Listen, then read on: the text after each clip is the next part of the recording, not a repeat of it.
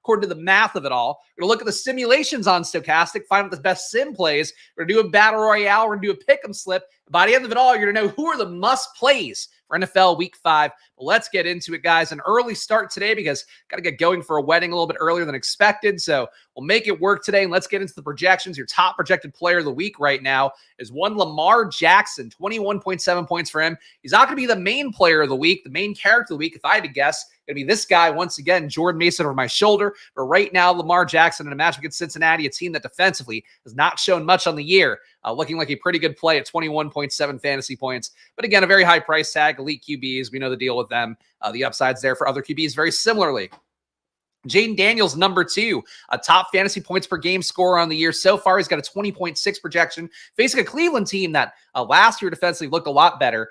This year, things have regressed pretty mightily for them real fast. Some Cleveland numbers. Of course, we're going to do the full data deep dive video right after this one as well for the premium members. So stay tuned for that one. You can go through my data sheet. We can identify the weak spots together.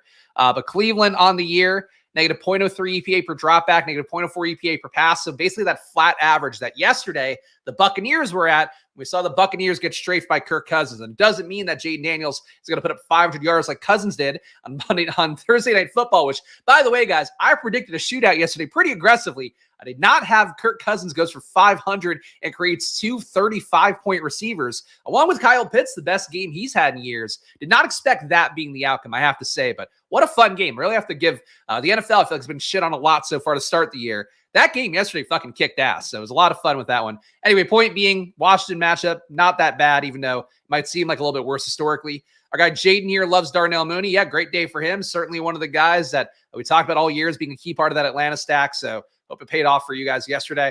Kyren Williams at number 3. Again, a high projection for him.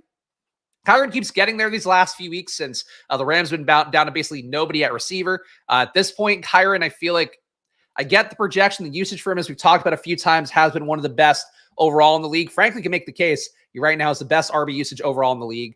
He's getting 7.3 red zone intended touches a game, 3.5 inside the 10-yard line a game, 21.8 intended touches overall, 18.3 of which are rushes, 3.5 of which are targets. Really good usage for Kyren Williams. So I get it. Still think fundamentally, though, you need Kyren to be competitive in games. And I feel like with Jordan Love, with how this team is playing and how bad the Rams defense is, I'm not sold that Green Bay does completely boat race them. So the Kyren projection is going to come up a lot, I think, when we run the optimizer, when we run the sims in a moment. But Kyren, to me, I think stands out as a player where I'd rather have Jordan Mason, even though salaries are similar. Mason, I don't know how he fails against Arizona. Of course, it's football. They can always find a way. For Kyren, though, I think there's a lot of obvious ways he would fail against a Green Bay defense. Actually has him pretty good on the year. Volume's great, though. Hard to argue that. Josh Allen at number 4, just 0.02 less of a projection than Kyren Williams. So to Kyren's credit, he is projecting as well as all these top QBs here, the only RB amongst the top 5. But I do feel like, again, going to be easier to find some ways to get a little different at RB. QB here, I mean, QB have a lot of options as well, but RB, I feel like Kyren just to me a little bit overprojected, like I kind of pointed out with Bijan yesterday, pretty aggressively, more aggressively with Bijan. But I would say for Kyren, this feels a little lofty.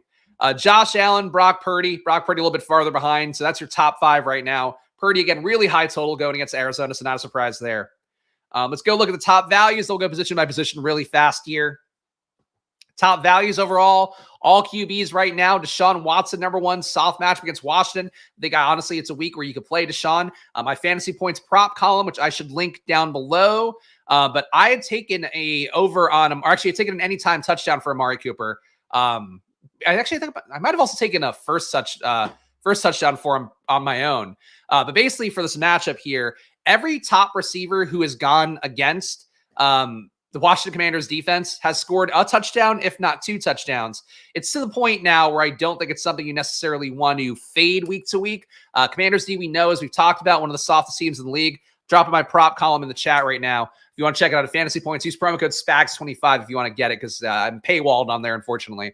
For Deshaun, though, point being, we've seen Daniel Jones win a Millie Maker. We've seen bad players have good days against the Commanders D. I guess they haven't faced a lot of bad QBs. Daniel Jones would really be the one. The point being, to me, Deshaun this week, never a fun click, but I think this week I like Amari Cooper enough. The air yards that we've talked about a few times when Amari Cooper went off the week before last, it's been there for him enough times that I think in this spot against Washington, it should pay off. Now, maybe the trade stuff with Amari Cooper, some light rumors of him going to the Chiefs, some light rumors of him moving somewhere else as they changed his salary around, converted more into regular salary as opposed to a bonus, I believe.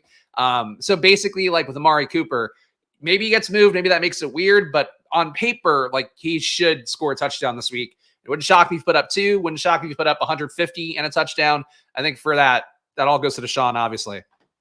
Geno Smith, one of the highest drop back rates in the league. Decent salary on him as well at 5,900. So he's a top value. Bo Nix running enough. Ugly matchup against Vegas, but it's probably a competitive one. So Bo Nix, it's fine. I'd probably rather play Deshaun and Geno several times over. Daniel Jones, likely no Malik Neighbors for him this week. Concussion has kept him out the first 4 practices of the week. They're still trying to bleed it out as long as possible to get him to be able to play. But if Neighbors is out, I don't know how you go to Daniel Jones going against Seattle, which is still a good defense. And then Brock Purdy in 5th place here. Decent salary, decent projection on him. He's got a 3.2x value for himself. I mentioned it up top, got to start early today because I have to get out early. So this video at 10, the premium video at 11 is going to be the schedule today because we got to hit the road by 12, unfortunately. All right, let's go position by position here, even though it feels like we already are with the QBs. Your top projected QBs, which we already saw. Sort this way. Lamar, Jaden, Josh Allen, Brock Purdy, Geno Smith, your top 5 on the week for the main slate. Lots of different directions to go this week. I think it's one of those weeks as well where trying some different stack approaches certainly makes sense to me. We'll see what the ownership has, but right now there's a lot of QB options. Honestly, it feels pretty flat, like all the way down to Kyler, Joe Burrow even. I wouldn't want to play Joe Burrow against Baltimore quite as much, but I feel like Kyler in a rebound game, maybe against the Niners, where Arizona this year has been really good in the first drives, the scripted drive that most teams have. After that, it's been terrible for them. Maybe they can figure out how to make the script work for more than one drive, I guess would be it for them. But Kyler at this point, a bounce back game. We always talk about the dead cat bounce after a player busts really meaningfully as chalk. So that's a logic for Kyler. But really all these guys, the top 9 QBs, all decently projected. And then you can make the case to go down lower for guys like Deshaun, Caleb against Carolina. Maybe this is the big game that he puts it all together for the first time. Trevor Lawrence going against Indianapolis has been one of the softest defenses overall. There's really a lot of QBs you can make the case for this week. Top RBs right now, Kyron, Jordan Mason, we talked about again. Mason, to me, hard for me to imagine him not succeeding here with the workload he's had. Mason on the year has basically had the Christian McCaffrey workload minus the pass game work. 24.5 intended touches a game, 6 red zone intended touches, 3 inside the 10-yard line per game. Going against Arizona, who's weak everywhere, giving up a 0.09 EPA per rush. A little bit tighter in the red zone, negative 0.1 EPA per red zone rush, but that's basically league average. I just don't see how Jordan Mason would fail here unless you get a weird game for Debo going nuts, Ayuk going nuts, Kittle going nuts, Juwan Jennings going nuts. If those guys don't go nuts, though, I think Jordan Mason gets you an easy 15 to 20. It's hard to imagine him not getting that. Derrick Henry at number 3 has been crushing on the upside here. I think he's got a soft match against Cincinnati. Price tag, that's pretty tough at 7,800, or he's pricier than Kyron and Jordan Mason. Maybe a little bit of paying up to be contrarian there, with him having a lower projection, less value as a result. Trey Sermon, the value play of the week, I think going undrafted in Battle Royales, we'll see in a moment. Player here filling in for Jonathan Taylor. Taylor has been questionable all week, even though he's got a quote-unquote mild high ankle sprain, which normally high ankle sprains are 4 to 6 week injuries. If it's mild, we got to assume 2 to 4, I would guess. 1 to 4 if we want to be like really safe. But still, Jonathan Taylor was never likely to play this week. So Sermon coming in, taking that entire workload. Taylor a very good goal line role as well. I think Sermon a strong value play this week. And again, probably makes a lot of stuff work overall, though he's probably going to come up a lot in an optimizer if I had to guess. And Travis Etienne, number 5. Jacksonville, again, I expect to be better in the pass game. Etienne does get the goal line work. Bigsby's looked better overall in the year. But Etienne has got an upside potentially, but this price tag I feel like needs to come down a little bit more. And Brian Robinson, knee injury right now, something to watch out for. If he were out, you'd see Austin Eckler and Jeremy McNichols, I guess, doing the same roles again. Except McNichols, I guess, in that point would take over the Robinson role more. And then, I don't know, I guess Eckler would just be Eckler again.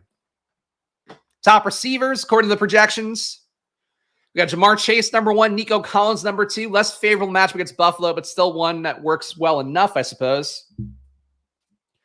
Buffalo on the year, giving up, shutting down the pass so far in the year. I guess results-wise, you wouldn't necessarily think that lately, I guess this past week, but negative 0.22 EPA per dropback allowed by Buffalo's D, negative 0.25 EPA per pass. They don't play man a lot. Last week, of course, I did push you guys heavily towards Nico despite him being chalk because of the fact he was facing a team that played man quite a bit. And Nico Collins has been killing teams when playing man. Against zone defense, he's not quite as good. Still fine, 19% target per out run, 2.5 yards per out run. This week, Buffalo playing zone 71% of the time, man only 13% of the time, which is pretty low. Not really a Nico smash spot on paper. His volume can get him there in any situation, but for Nico, I don't think this is one of those situations where you want to chase too much necessarily. If he's low owned, maybe more fun tournament play, but I'm not sure I'll be low owned. Jaden Reed, a little surprised to see him this well projected. He's been playing really well with Jordan Love. I think he's another solid play. Won people Battle Royales last week. Won people some DFS tournaments last week. Jaden Reed, again, going against a soft Rams defense. I think it's hard for me not to imagine one of the Green Bay pass catchers getting there this week. And Jaden Reed, the most obvious one with a workload that's been slightly better than the other guys. I do think Jaden Reed's workload, maybe a little bit overstated by some people out there. He's only getting 22% target per out run. For comparison's sake, Dontavian Wicks getting targeted 30% of the time he's running a route. Dobbs, 19% of the time. Tucker Kraft, 18% of the time as well. So it's like a pretty clean split overall. I think Reed, if he's chalk, I feel less good about. If he weren't chalky, I'd be willing to go there more because he's got the biggest upside of that wide receiver core, I think. People are going to be too excited to play Wicks this week with Watson being out as well, which would worry me a little bit. But Reed with this projection might pick up a lot of ownership because he's like the obvious wide receiver value to build around now. Got to get the kids to school, but can't wait to dive into the slate. Not drive to the slate, but yeah, I appreciate that. Kids going to school, always an important thing for sure. Wandale, 10 catches, 12 yards. Somebody made the joke that Wandale's going to get 35 catches for 44 yards this week. And certainly the crush of PPR points should be there for him. It does seem as well like Stochastic has taken Malik Neighbors out. So Wandale right now has a 14.9 projection from them as a 6th overall receiver behind DK Metcalf, behind Deebo Samuel, but not that far off. So if I had to guess in an optimizer, I think we get a lot of Wandale. I think we get a lot of Jaden Reed, maybe a lot of Jordan Whittington, and then high-priced RBs with it would be my initial guess. And our top tight ends real fast. Always, of course, the position everybody loves the most. The one people are always dying. They're like, tight ends, so great. Wow, Kyle Pitts is hitting. Everything's working out for tight ends. So we got to talk about them. George Kittle, number 1, 13-point projection for him. Pretty big gap between him and Dalton Kincaid at 11.3. Trey McBride at 11 flat. Coming off the concussion, he's practiced this week, so he should be good to go. Brock Bowers, a rounded up 11 for him. And Colby Parkinson, 9.2 going against Green Bay. No tight end plays seem like a smash. McBride, I know the Niners D has been a little bit softer this year. Yeah, they're giving up a 0.32 EPA to tight ends, which is fairly high. Not a high target rate, though. Only 8% target rate allowed to tight ends. But McBride, look, coming off the injury, I think he gets a little bit less owned than he should be. Awkward price tag for him with him being the highest price tight end in the slate. So maybe he gets there for the first time this week, does Trey McBride. I feel like this is totally anecdotal, but I feel like he did go off against the Niners last year. Granted, no Marvin Harrison there. But McBride, always going to have a ceiling theoretically. Does he have more of a ceiling than Kittle, Kincaid, Bowers? Probably not. All right, ownership. Let's look at that. Where are we at? I don't know. We're all the way at the bottom of the page. Building anticipation here on stream. Of course, you want access to this data, guys. 15% off Stochastic down below. As our pal Steven Leibovitz corrected me on yesterday. So some of the tools out there, you can get some packages for, I think, less than 20 a month, but it's like data packages. So that's the one with 15% off. You get that.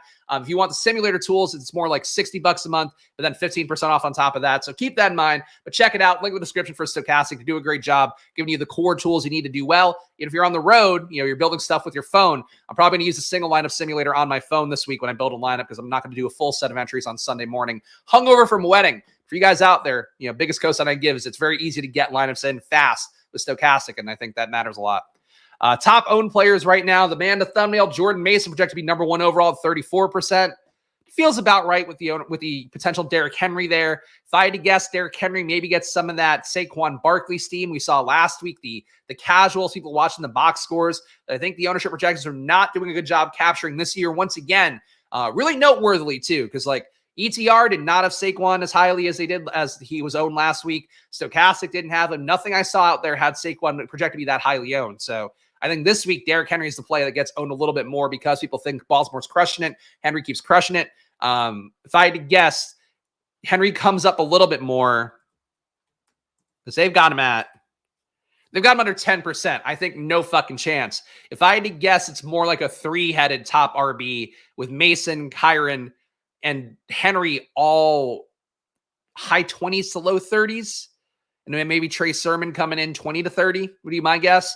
But a very concentrated RB week is really the main thing here. You're getting Mason, you're getting Kyron, you're getting Trey Sermon is the value. And I think people are going to force their way to Henry, would be my guess. Jordan Whittington with his role last week, 23% ownership expected to go to him. Whittington last week, I know the workload went up.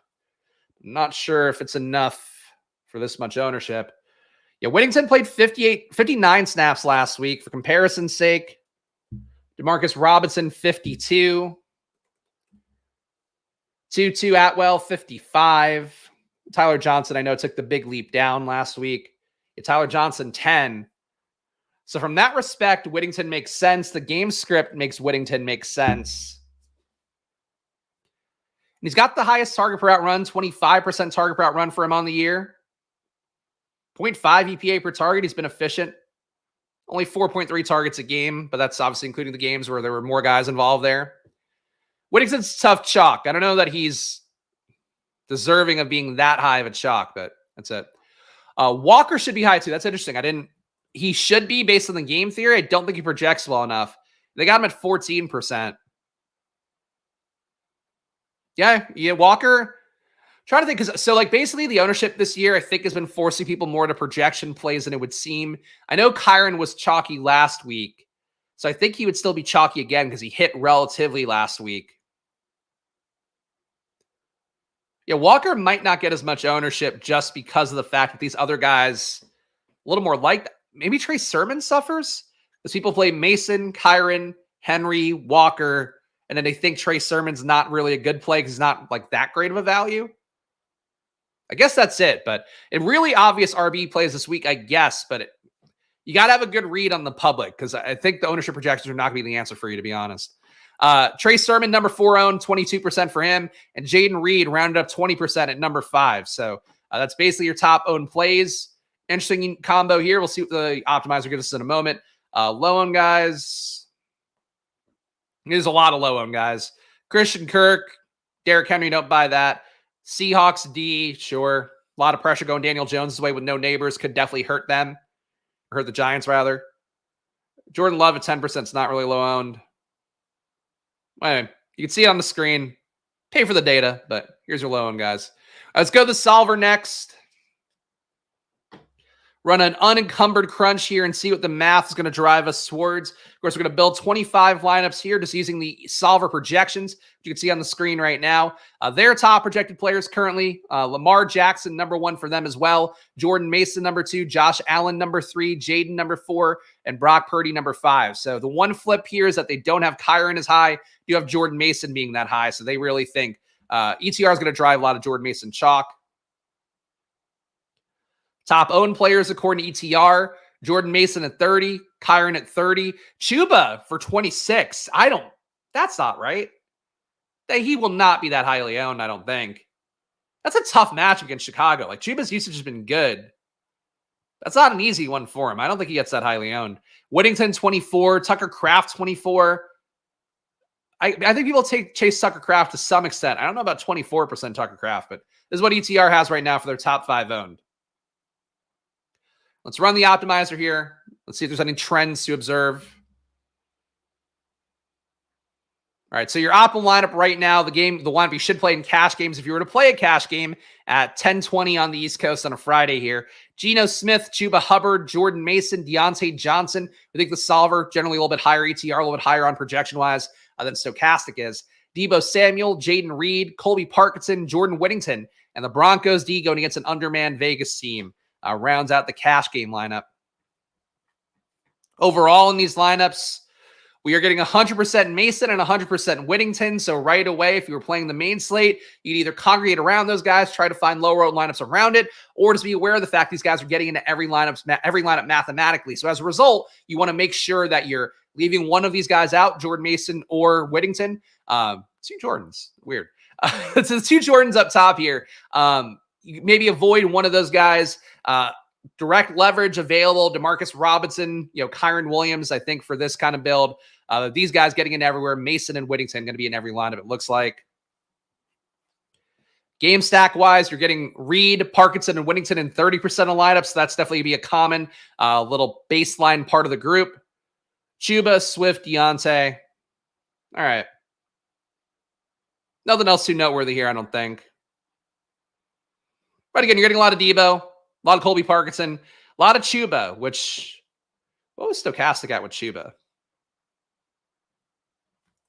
Stochastic has Chuba projected for 13% ownership. Jesus.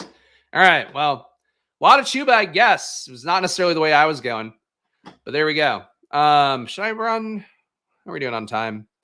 Let's try to do the, because I'm not going to be able to do the Sunday video where I go QB by QB. Let's try to do that with the Stochastic sim instead. So I'm not doing the Solver sim. Of course, the Solver does have sims up here. Check out the Solver link in the description if you wanted to run a sim on this stuff. What you do here, you build your lines with the optimizer, then hit simulate, find a tournament that's close enough to the one you want to do. Usually, because they don't build out Millie Maker lineups on the Solver, I'll do the slant here, which gives you 20,000 entries that are built by ETR's team. But it's how to use the Solver real fast. Of course, I do it in more depth in other videos, but check it out for yourself. Let's go to Stochastic, though, over here. Share this tab instead. All right, we're going to do over for Stochastic is generate 10,000 lineups, and they'll compete against each other 10,000 times. The pool of lineups is meant to reflect the ownership that they project overall, so that's what we're going to do here with them. Guys, here, we're trying to go make some good time in this video, but show your support, show some love if you can. Number one, hit that like button, subscribe down below. I do videos pretty much every day at 11 a.m. This week, a little hit or miss because I was off on Tuesday for being sick. Wednesday, I'm doing my data stuff. And this week, no Sunday video again. This is your last crack at me this week. But next week, I'll be back in the cycle Monday, Tuesday, Wednesday, Thursday, and Sunday here on Splash Play. So hit the like button, subscribe, do all that. It supports me a lot here as a solo proprietor, trying to show you my work, trying to show you my gambling, and add some value to what you're doing for your own processes. Also, Underdog, promo code SPLASH, $1,000 in bonus cash if you're not on there for some reason. Stochastic, 15% off, link in the description. All the tools you're seeing me use on screen, Stochastic, or the Solver, link in the description as well. Check that out. And of course, the affiliate fees go a long way to support the show. And join, $4.99 down below, especially if you want to get my next video coming up here, or do the data deep dive. I think it's like 33% to first again for the Millie Maker. Maybe 25. Oh, I should look really fast. I'm like a stickler for having the correct amount of prize to first place because it does affect the ROI a little bit of what you're doing. Come on, DK. 1 million, 3.3 million prize pool. So yeah, 35% works. We're going to run this contest sim now and see what we get here. Well, I don't even know if I want to guess. I think you're going to get Jaden. I think you're still going to get Sermon. I don't know what else the sim is going to give me. And I could be completely wrong about that too. If I had to guess projection-wise / value-wise, I think the sim is going to find those guys too valuable to pass up. And they're winning the same game, coincidentally. What do we do? One approach this week, by the way, with, again, Whittington, Mason getting in every lineup, a lot of Debo, a lot of Parkinson, too, with the ETR Solver optimizer. Maybe just take Niners, Rams out, or take Niners, Arizona out, and the Rams, Packers game out of your builds and see what you get. I think wouldn't be a crazy thing to do because there's a lot of chalk in both games. It's a thought. Be easier if they were playing each other, obviously, because then you just take that game out entirely, but got enough games on the slate. You could fade 2 games. We're getting our results coming in here. The fun time where I get to stall as the sim takes its sweet time. Give me my results. Give me what I want.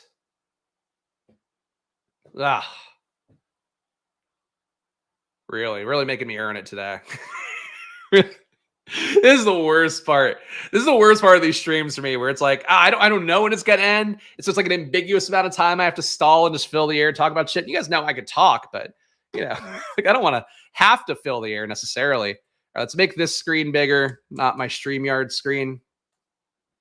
Top ROI lineup right now: Brock Purdy, Derrick Henry, Trey Sermon gets in, Brandon Ayuk, Jordan Whittington, Darius Slayton, George Kittle, Jordan Mason, and Panthers. So right now, we did not get Jaden Reed in that one, but we are getting some Rams stuff. Darius Slayton filling in, less obvious candidate to get the boost in production than Wan'Dale Robinson, but Slayton mean, Slayton really theoretically takes 1 or 2 plays. A Hyatt would be the really far-flung one. It's going to be a weird game for the Giants, though, because, like, they move Neighbors around enough that he doesn't really have a direct replacement. If you're going to have one, it would be Hyatt. But Hyatt's been the Slayton direct backup for most of the year, so I don't really know how it's going to work. And it's also not a good matchup against Seattle anyway, despite what Detroit did this past week. Seattle's defense is still pretty good. Number 2 lineup is a Bo Nix one. Bo Nix double stacked at that. Bo Nix with Javonte, Trey Sermon, Nico Collins, Deontay Johnson, Cortland Sutton, Colby Parkinson, Kyron Williams, Seahawks. Famously last week, Bo Nix at one point, I think, finished the game with 60 passing yards because a few of the passes he had behind the line of scrimmage. Cortland Sutton, the same game, had 60 receiving yards. Now, he didn't get every target from Bo Nix, but he got all the ones that actually had value. So Sutton with Nix, I don't mind. Javonte coming along for the ride, a little bit iffy on. What was Javonte's snap count last week? Javonte had a few more good plays last week than he usually does from when I saw visually. But 35 snaps last week for Javonte, which is basically flat with what he's been all year. McLaughlin at 21. Tyler Beatty going out, or Bidet. Maybe opens up a little bit more, but probably not a lot. Nah. I don't see how you play Javonte with a good conscience at this point, but if you're playing 150, Javonte, sure. Even a 20 max, I guess you get maybe occasional Javonte, but I would not make Javonte Williams a core play, to be clear, no matter what. Joe Burrow is your number 3 ROI lineup, or number 3 highest ROI lineup. Burrow with Brian Robinson, Trey Sermon, Jamar Chase, Jordan Whittington, Yoshivas, George Kittle, Javonte Williams, and Seahawks. Burrow with Trey Sermon, Brian Robinson Jr., Jamar Chase, Whittington, Trey Tucker, Tucker Kraft, Kyron, and Seahawks. So 2 Burrow lineups. Again, the flatness at QB that I mentioned up top and looking at the projections. Feels like the Sims are catching up on that as well, and saying that basically you want to try some different stabs at a lower projected QBs because their projections really aren't as far off as they would normally be. Deshaun at number 5, our highest ROI lineup. Deshaun with Trey Sermon, Jerome Ford, Nico, Jerry Jeudy, Jordan Whittington, Kittle, Kyron, and Panthers D. Let's favor the top 150 and see what we get in terms of the overall picture. Isn't Brian Robinson trending to miss? He's trending to miss. I wouldn't rule him out yet, but yeah, he's been out in every game this week, or every practice this week with the knee injury. Still could get in because it could be precautionary, but we'll see. But yeah, I said it before, if it happens, if it misses, I presume that McNichols would just take over the Robinson role like he did the Eckler role. It's possible that they could, because they didn't make Chris Rodriguez active last week. It's possible they could have like a Chris Rodriguez play the Brian Robinson role instead, and that McNichols is more of an Eckler direct backup, because Robinson and Eckler, despite what it might look like, don't really play the exact same role, despite both guys being RBs in that offense. But I think it would be McNichols just absorbs Robinson's role most likely. Jaden rushes and passes for like both. I mean, if combined, I think he'll get there. I don't know if he'll do both, but it would be nice. I think it should be a week where he runs more, but they've been really reluctant to make him run because he's adding so much value as a passer. You don't want to risk injury, which I certainly get. All right. Player ROIs, top ROIs for players. Trey Sermon, number 1. Not surprised to see that. Again, the workload for him, if he just absorbs that Taylor workload, is a really good one. Jacksonville's not good. Jacksonville, I guess, can barn race him, can barnstorm him. But I don't think that's likely. So to me, Trey Sermon, one of my favorite plays in the week. Him and Jordan Mason, I think I would almost lock in the lineups from just build off that. Javonte, 15% ROI on him. Surprising, but the price tag, I guess, would be it. I just don't know what the thing would be for Javonte. The Raiders D is a little bit better than it seems.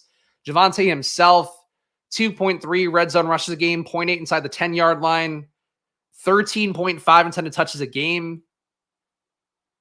I don't get this Javonte thing at all. Sermon smells like an Akers pick, thinner than projected. I don't think he splits the time share quite as much. Like Akers' issues that he's given time to Ogunbowale. He's given time to J.J. Taylor. He actually gave away red zone work to J.J. Taylor last week. I don't think he would do that. The issue for Sermon would be if like AR just housed everything himself this week. It looks like AR is going to play. But I don't think Sermon's an Akers kind of play personally. I think the way they've been using him is exactly like Taylor, and he was already getting goal line work too. I think Sermon's getting 1.7 red zone touches a game as it is. So I would take Sermon over Javonte, even in a tournament kind of thing, 9 times out of 10. I just think he's an infinitely better play. Whittington, a high ROI, 15% for him. Broncos D, 5.5% ROI.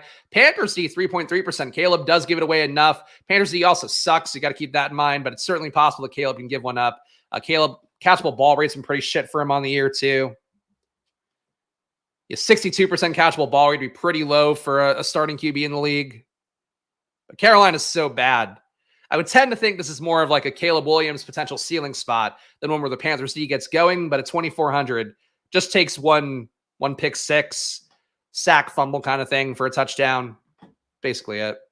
Deshaun, positive ROI. Brian Robinson, a positive ROI right now. Kittle goes negative.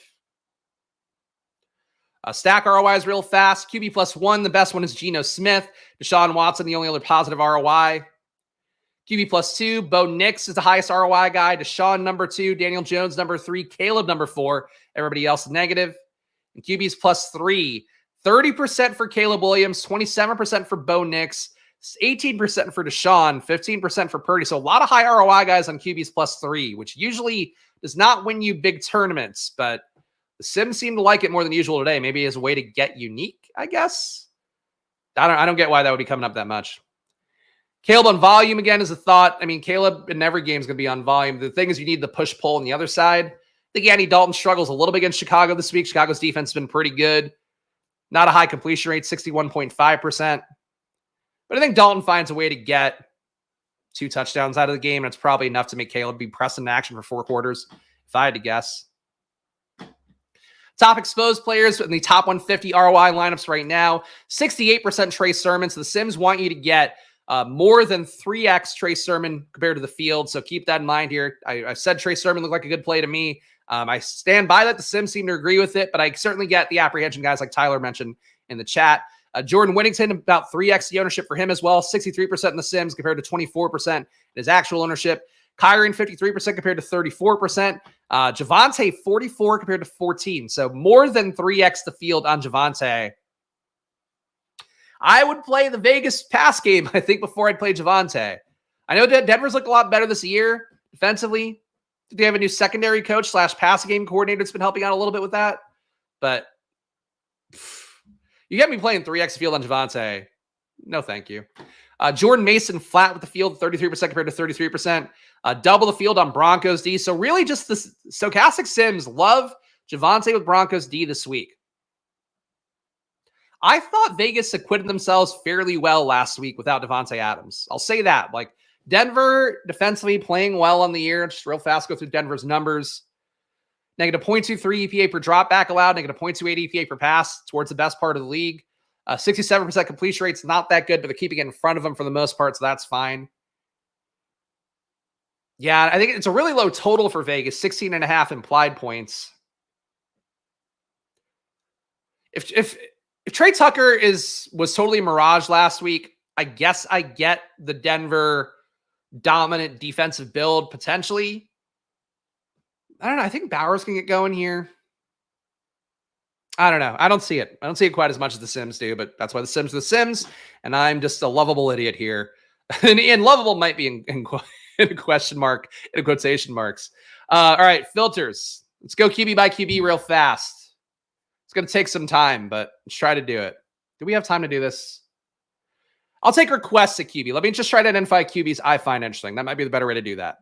If you have requests, drop it in the chat. But I can't do all the QBs today because I have to make good time on this. Lineup contains Anthony Richardson at QB. They're going to have to stymie pressure and get turnovers. I don't think they're getting to the quarterback that much, though, is the main issue for them. You're only hurrying the QB 5% of the time. Pressure rate 19%. Actually, no, this is the Vegas side of the equation. Sorry. You're only hurrying the QB 6% of the time. So Denver blitzing 45% of the time. They are blitzing at a really high rate. Getting pressure 30% of the time. They're not hurrying the QB. So what does that mean? It's odd to see the pressure rate be that high at 30%, but the hurry rate to be that low at 6%. So they're getting to the QB, but not touching him? Like they're creating a pocket. I guess that would be how to read that. So maybe they're due for positive regression there. Yeah, I mean, look, I'm not going to begrudge the Denver defense anything. I just don't think it's like a lock play. I think it's just one that it happens a lot with the Sims where one team has really low implied total. The Sim is then like, this defense is fucking fantastic. They're not going to give up points. And then if they give up like one more touchdown than the implied total, which is a lot, but it happens frequently.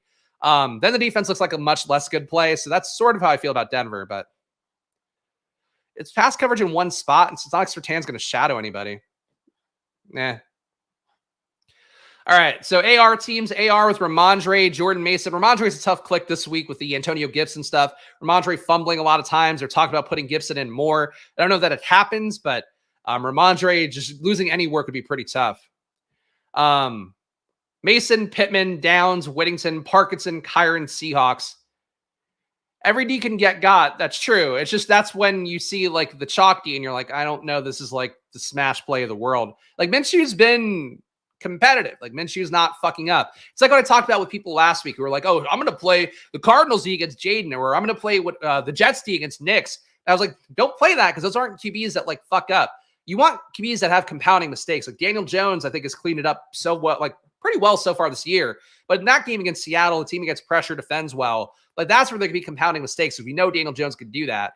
I think for Denver going against Minshew, like, yeah, Minshew can fuck up, but usually his fuck ups are like one pick that's really not that bad of a pick, not a back-breaking one. He doesn't get sacked over and over again.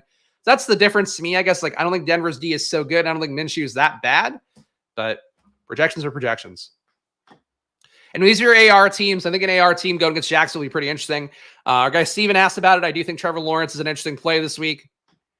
Trevor Lawrence with Trey Sermon as a bring back. Brian Robinson Jr., Brian Thomas Jr. So you're getting a lot of juniors in here and Brian's. Christian Kirk, Jordan Whittington, Dalton Kincaid, Kyron Williams and the Broncos.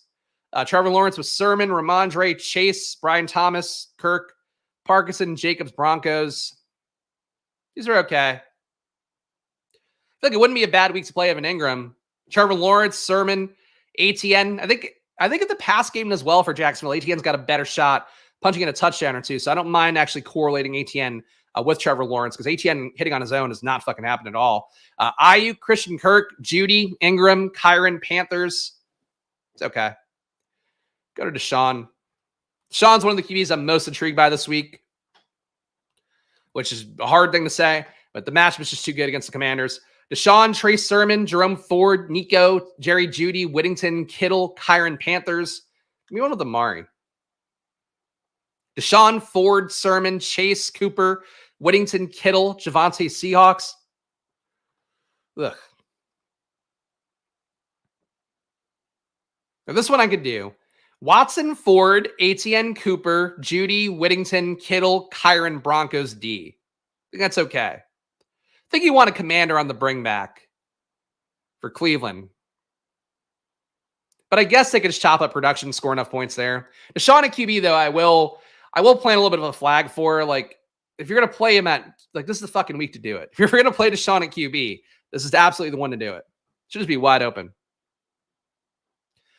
Mobile on a bike and listening to the show. Shout out our guy Sammy here. Appreciate you being here. Appreciate all the regulars, all you guys who watched. Thank you for that. Hit the like button. Subscribe to all that if you're not. And of course, shout out to the members who've joined the channel down below. $4.99. Of course, get my data sheet and the premium stream I'll be doing going game by game right after this one. Anybody else? I was going to look up Purdy real fast. We got Purdy ROI lineups up there already, though. Purdy. Oh, fuck, stop clicking that. All right, whatever. Fuck it. You saw the Purdy lineups. You get it. Anybody else that's like Jordan Love is an interesting one, I guess. The thing that we haven't shown, and maybe I'll try to click the right things for once.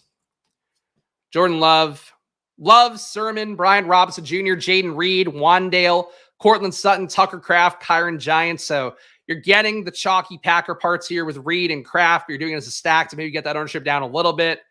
Cortland Sutton would definitely drop the ownership a little bit. This receiver core, this is tough. This lineup doesn't look like it has enough salary. like these guys don't feel like they should be priced enough to fill out a full salary. Yet here we are doing all that. You want all the Love stacks? Look, I get the concept. This one, Love, Mason, Sermon, Reed, Wicks, Whittington, Brock Bowers, Javonte, Seahawks. The Javonte of it all, as we talked about, I'm not the biggest fan of, but the rest that I could get with. Love, Sermon, Brian Robinson Jr., Reed, Deontay, Wicks, Parkinson, Mason, Panthers. The tough part for me with the Packers is that every player there besides Romeo Dobbs feels like you're point chasing a little bit. And I don't think we're getting a lot of Dobbs naturally. The lineup contains Dobbs. This one's got a positive ROI and would be in the top 150 with Love, Brian Robinson, Sermon, Nico, Jaden Reed, Dobbs, Kraft, Whittington, Broncos. So the only way you're getting Dobbs is like they're stacking up everything, a QB +3. I think trying to get Dobbs concentrating the production. Look, I think Dobbs, as I've mentioned a lot, I think over the last 2 years, I don't think Dobbs is like the most talented player in the world, but I do think he has a special rapport with Jordan Love. In a week where I think everybody's going to be playing other Packers, like Reed's going to have ownership. I think Wicks is going to have more ownership than it seems. Kraft seems like he's going to have ownership. Chase in last week's game in an ETR thinks he's going to be chalk. It's a lot of guys together in a lineup that are well represented, but Dobbs isn't represented at all. So I'm not a Dobbs fan, but I think the game theory would push you towards a little more Dobbs.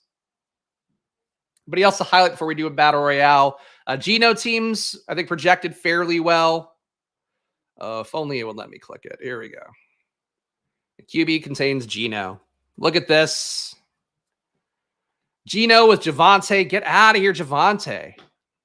Geno, Javonte, Trey Sermon, Metcalf, Deontay Johnson, Whittington, Kittle, Kenneth Walker, Broncos. So Jacobs is the play. Rams can't stop the run either. I think I would still expect them to pass more. Let me check Green Bay's pass rate. Green Bay passing under expectation by quite a bit, but that's going to include the Willis game, so it might be a little bit of a throw off there. I mean, Jacobs is an okay play. I don't know that Jacobs has a good enough role for me to say he's the play. I don't know. I think, Shannon, I know your brain, because you were the one who asked about the Commanders D last week. I appreciate your brain going to like the most contrarian thing. I think still playing the pass game and playing it through Dobbs would be more what I'm seeing, but Jacobs is fine. Jacobs could certainly hit, just like 3.5 red zone intended touches a game, 1.8 inside the 10-yard line. That's okay. But you have guys who I think have better roles overall. That's possible. It's possible. All right. Anybody else a QB? I don't think there's anybody. I'll highlight Kyler real fast just because, again, he was so bad last week. Take a look at some lineups real fast for him. Kyler, Javonte, Trey Sermon, Nico, Marvin Harrison Jr., Whittington, Kraft, Josh Jacobs, and Brown. So you're getting your Packers leverage that Shannon asked about in the chat. Nico feels point chasey. It's hard to trust Kyler against the Niners, but a single stack I think would be the way to do it. Kyler with Javonte, Trey Sermon. Just get out of here, Javonte. I mean, look, last week we went through this, and I kept saying, like, fucking Paris Campbell, fucking Tucker Kraft. Those guys had perfectly usable games. I feel the same way about Javonte, but stronger. I really don't think I want Javonte as much as the Sims want Javonte. And I have to say that very vocally here, because this is a lot more Javonte Williams than I would ever thought would be a part of anything I'm trying to do, even here on stream. All right, let's do a battle royale. Got to finish out the whole thing here. Battle Royale, of course, on Underdog. Let's put up the little banner here. Great tools to use as well. Basketball Overlay tool, basketballoverlay.com, promo code SPLASH. We're putting in a bunch of entries. It's a good way to do that. The Battle Royale, of course, $30K to first place. I think we're keeping that same price structure, right? $30K to first, $15K to second. Our pal Pete Overs that finished with, 2 entries in the top 20 last week. So it's a winnable format. I think Pete's been doing a great job with his content as well in Deposit Kingdom every week. I know I've watched some of those videos, so check that out here, and we'll see what we get pick-wise as this one fills up here on stream. We'll do a Battle Royale and a pick-em. We'll do our premium video, and I'll get out of here and hopefully not get yelled at for being for being too late and delaying everybody else en route to their friend's wedding. I'm just being forced to go. I'm just being forced to go, but it'll be fun. A lot of drinking coming up this weekend, I'm sure. Maybe some other adult party favors. We'll see. One spot left here. Take your time. Who cares, Battle Royale? I'll just throw the football. Oh. Come on, one spot. Fucking Battle Royales fill instantly always. Oof. It's got some sick one-handers with Luca yesterday. We were playing outside with Luca and my wife, and really throwing it down. Felt good. I got Mathology in here. Mathology, winner of the Dog Bowl Invitational last week. So he'll be going to Dallas, I believe, is where that is in January. Our guy Mathology, one of the earliest Squirt Squad members. Yeah, who's calling me? Spam is who's calling me, if I had to guess. Appreciate you, C40. Yeah, I mean, the week's fine. I'm still a little bit sick, but not as bad as I was earlier this week. Monday, I felt like ass and pushed through it. But yeah, we're doing all right. Yeah. Let me live stream somebody else's wedding. That's a good way. Somebody who I'm not even I'm not friends with. I'm friends to my wife. Like we're friendly enough. I'll have a good time. But no, thank you. You might have gathered, as you guys might have gathered on this stream, I'll talk about personal stuff. I'm not a personal content guy at this point anymore, especially now that I don't have Instagram. I don't know. Fucking, I'm lost. I won't let you pass this veil. So I think it's just fall if you have kids. But yeah. All right. Jordan Mason goes. Would have loved Jordan Mason. Really no issue with Derrick Henry. I do think he smashes Cincinnati again. So let's go Derrick Henry. Nico, I think a little point chasey at a number 3 ADP. But I guess if it weren't him, who else would it be on the slate?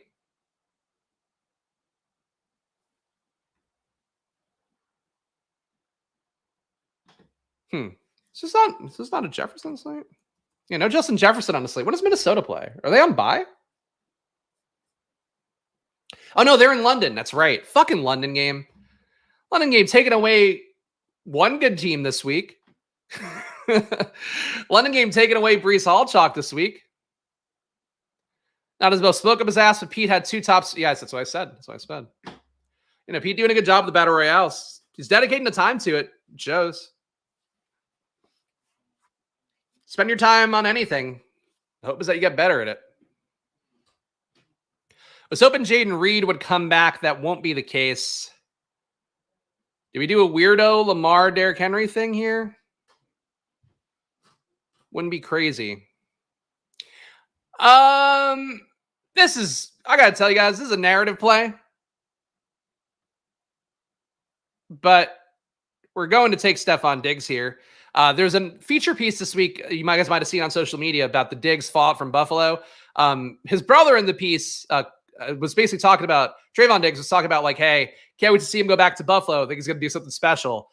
Would not shock me given that A, this does not seem like a great Nico Collins matchup.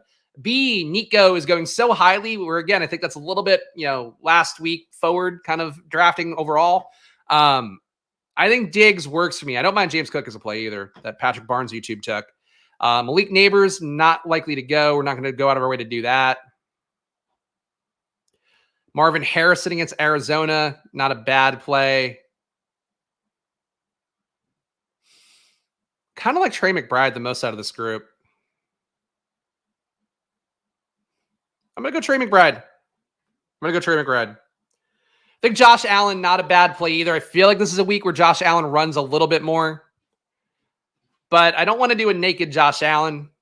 And I don't foresee one in Kincaid either. So that's how we're going to do it. So we got a 0-1-1-1 here through 3 rounds. We got Derrick Henry, Stephon Diggs, Trey McBride. We moved around ADP a little bit here. So we've got probably a little bit less owned through that prism, but still need to scroll down, at least for our last 2 picks here. Because in Battle Royales, just want to try to get those low owned plays in to give yourself a shot. That's how it goes. Is Tyreek Hill going to own all of our souls? Why? Low point total. Going against New England, he wasn't even fed that well last week. I don't know. I feel like I took my shot on Tyreek Hill on Monday Night Football, and it was awful. I don't know that I want to go back there. I don't think Huntley looked ready. Huntley looked like the worst version of himself. 64% catchable ball rate. Negative 0.35 EPA per pass is really bad. Did suck downfield. He was terrible under pressure. Negative 1.7 EPA per pressure play. Yeah, I don't think Tyreek Hill eats anybody's souls, but he's a fine turn to play. If you feel that way, play him. Like, you don't need me to tell you it. I certainly can get the game theory of it, but low implied total game QB that did not force feed in the ball. And Tyreek's usage has just been down overall this year. Only 17.5% intended touch rate for him compared to last year. I think he was like 30%. Like they were just feeding the ball at every corner last year. This year, they're just not doing that quite as much for whatever reason. All right, 0-1-1-1 here. I do like Amari Cooper. I mean, I'm going to go with that. Amari Cooper, I think, is very live to score 2 touchdowns this week.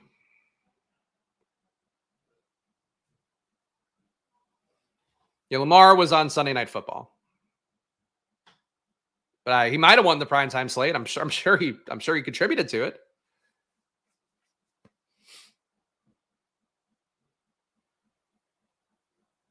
Taking his time. Old Patrick Barnes. No receivers. Interesting start for Patrick Barnes YouTube. Battle Royale max drafters. Interesting group of people. They just be doing some weird shit. Mr. Ruby Butthole supports Amari. There we go. Mr. Ruby Butthole had a good win recently, right? I think I saw somebody mention that you finished first somewhere. 0-1-2-1 here. Another RB. I am a little more matchy than some people, and I probably shouldn't be. DeAndre Swift against Carolina. Is this scrolling down enough? Because like my brain would go to Eckler, who's going to be unowned and have bigger upside. But Swift at 33 probably gets drafted what? Somebody out there know this stuff better than me. I feel like Swift at 33 would get drafted 10% of the time to 20%. Is that about right? We're going to scroll down for Deshaun no matter what at QB, I think. Deshaun gets drafted at 35.8 ADP, 0 to 5% of the time, or 1 to 5% of the time. So that'll get us low owned no matter what. But I think Swift gets us low owned too. I like the scene, by the way. I am team DeAndre Swift. Happy to see him having a renaissance last week. All the Swift haters. I remember one time earlier in basketball season when somebody tagged Justin Herzig in a tweet. And they were like, Spags said you're not smart because you think Khalil Herbert's going to do better than DeAndre Swift. It was not what I said, but I was like, I think Swift is a starter here and he's going to get the full workload. I think he's the best play in that backfield. I feel vindicated about that after last week for Swift. He's been getting the work every week, but that's neither here nor there. Final team here, probably my only Battle Royale entry of the week. We got Deshaun, Derrick Henry, DeAndre Swift, Stephon Diggs, Amari Cooper, Trey McBride. So Cleveland stack did not do the bring back. We did not do any inner game correlation because I feel like people generally advocate against that. As the field sharpens up, maybe it gets there a little bit more. But for me, I tend to do inner game correlation a little bit too much for Battle Royale. So this week we will not be doing that. What is going on with Pick'ems? Trying to go to the Pick'em and build that out now. Let me see. Is it my ad blocker? What's going on here? They just fucking me on Pick'ems? So it's a sick, nasty pick. I mean, depends on the week, which one of those he is. I guess I can't build a Pick'em, guys. Well, if I were to build a Pick'em, the prop bets I use this week are generally the way I do that. So my prop bets in the fantasy points column, which I'll link one more time in chat. Check it out. Spags25 is the promo code. The prop bets that I went on my way to take my splash play picks is what we call it in there. Amari Cooper anytime TD, that at plus 230, I think would look good. Would also be fine on a pick 'em if you can get it in. Reasons we talked about again, Commanders D gives up a touchdown to every alpha receiver every week. Trevor Lawrence, 2+ passing TDs. I like it's plus 100 at DraftKings. Anytime there's a plus money bet that I've used a 50-50 probability, I take it. Of course, you guys might remember that from probably. Talk about that with my sports betting app. But basically, I think it's a good spot for Trevor Lawrence this week to get well against a Colts D that does nothing well. And Trey Sermon anytime TD. I got it plus 125 yesterday. With Taylor getting closer to getting ruled out, if I had to guess, that probably moves a little bit. But basically, Sermon, I think if Taylor were in, Taylor's a limited workload. If Taylor's not in, that odds probably get a lot softer. And Sermon actually might be minus money on sites like DraftKings. So if you get Sermon at plus 125, I would do it. Any plus money, I would take a Trey Sermon touchdown. And some of the fantasy points props as well, if you want to add them to a pick 'em. Mark Andrews under 2.5 receptions. They had that being one of the better plays in the week. Kamara over 54.5 rushing yards. That one makes sense to me. Again, I think that Kamara, well, I think the Saints beat the Chiefs outright Monday Night Football. We'll talk about that more when we get to that showdown on Monday. And Trey Tucker over 38.5 receiving yards seems like a pretty big projection gap as well. So those would be the props I would add to a pick 'em if Underdog would let me do that. Your one Puka Harris at BBM team. Oh, okay. Somebody said you did well in something. So my bad. I was like, oh, good for Mr. Poopy Butthole, but might have been wrong. Buggy and slow. Underdog, what does Underdog do in code-wise? So they had some other issues for like short clock teams too, right? Tough run for Underdog Tech, but either way. So there we go, guys. I guess that's it. So real fast, I guess my 3 takeaways for the slate. Number 1 would be, I think Jordan Mason and Trey Sermon are your best chalk plays of the week relative value. I don't think, number 2 would be, I don't think Javonte Williams is that good of a play. I'll stand by that. So that's number 1 and 2 put together. Number 3 would be, I think you can play whatever QBs you want this week. It's really flat projection-wise. So the top 8 QBs on the slate, all fair game. It goes down to Deshaun, top 10. So to me, playing something unique at QB is your way to do it. I would honestly take on a good amount of chalk at RB. I think at receiver too, a little bit with guys like Jaden Reed, even Debo. Like, it's a lot of ways to play the chalk this week. I think your ways to play the chalk is going to be get the low owned QB stack and play whatever you want that projects well besides that. But very concentrated ownership at RB. Fairly concentrated up top at receiver as well. You don't really have a ton of great pivots. So if you're somebody that thinks Tyreek's going to go nuts, please stack up Tyreek, take Tyreek. Like, that's going to probably get you loaned enough. Because it feels like really concentrated ownership this week in a way that it's not usually. But guys, got another video coming up here. We're going to try to make good time on that as well. But hit the join button if you want to see my data deep dive video, which we're going to hop over and do right now for the paying members. A shout out to the Squirt Squad, though. I still can't update the sheet because YouTube broke the export. So we got some members who aren't even members anymore. Some new members who aren't on this. But shout out to the people who are paying members here. I appreciate you guys for it. And please join down below if you appreciate content like this. Support the show. It's just me here doing this work. And frankly, YouTube views, when you're a niche YouTube channel, don't make you a lot of money. So your guys' support is what allows me to do the show, along with the affiliate fees that we get from guys like Stochastic, The Solver, all those links in the description, Underdog. That's how the show gets put on each week, guys. So please support down below. Hit the like button. If you have the means, join down below. And of course, use the affiliate links if you can. Sign up for $200 a month of Stochastic. If all of you guys do that, I'm feeling great. So please do that. Stochastic, 15% off. Follow me at Chris Spags. Follow the show at SplashPlayPod. Back on Monday with more. No Sunday video. If you want anything from me, hit me in the Discord, the VIP Discord, of course. Any questions, drop it in there. I'll try to make sure to hit that a little bit more frequently on Sunday morning. But otherwise, guys, I'll see you on Monday. So, hey, enjoy your weekends. Stay tuned. You're going to get redirected to the premium video. So go subscribe. And, of course, good luck. And gamble responsibly. And it's always money time. Okay. And bye-bye.